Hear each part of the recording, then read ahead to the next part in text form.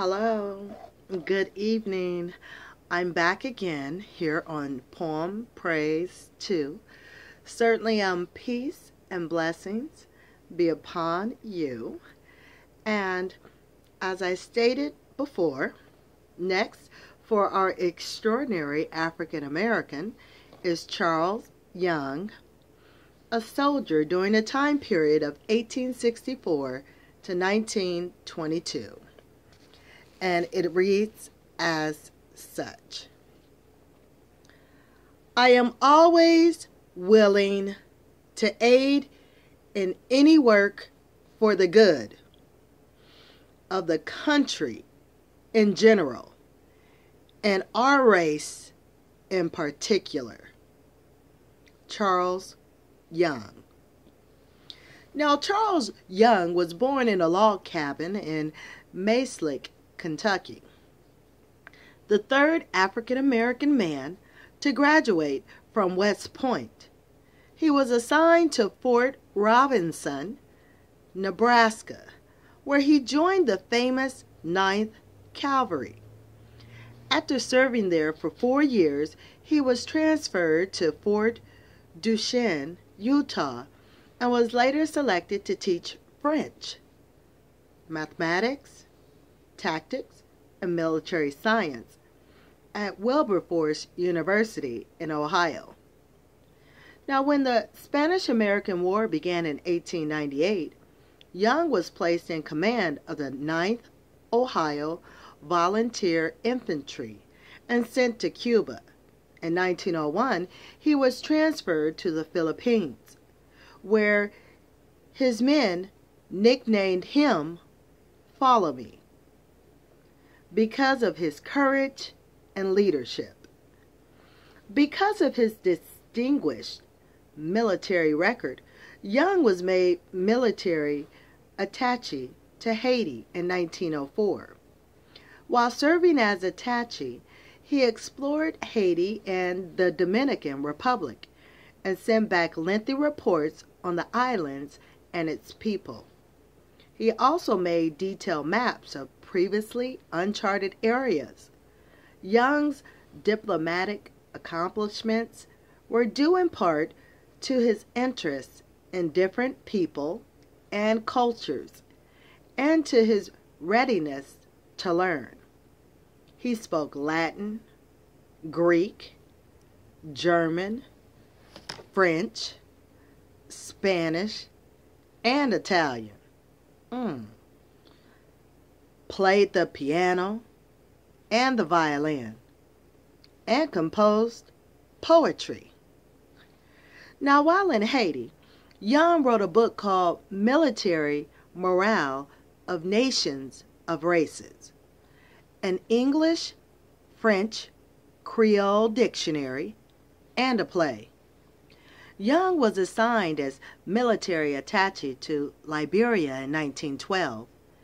As he had done previously in Haiti, he charted maps of the country and studied the native culture. It was often dangerous work.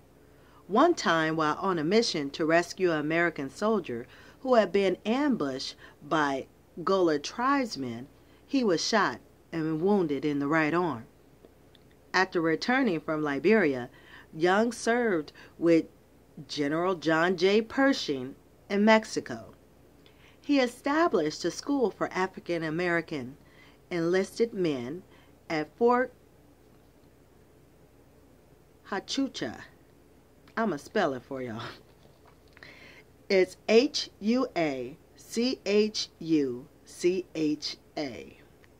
Now, at this fort, hoping many of them would later be able to qualify for officers' training. At the outbreak of World War I, Colonel Young looked forward to commanding African American troops in Europe. He was denied a command. However, when Army doctors diagnosed him as suffering from high blood pressure and an advanced case of nephritis, which is Bright's disease, believing the denial of command was racially motivated, Young rode his horse 497 miles from Ohio to Washington, D.C. to prove he was fit for combat. It didn't help. Though he protested bitterly, he was forced to retire from active duty on June 22, 1917. However, in 1919, the State Department asked him to return to Africa as a military attaché and special advisor to the Liberian government.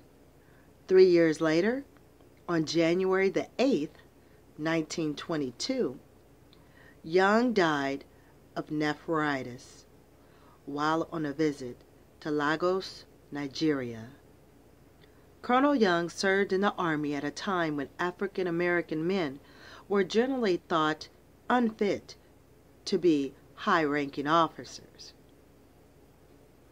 The 9 black men appointed to West Point before him had faced tremendous hostility and prejudice.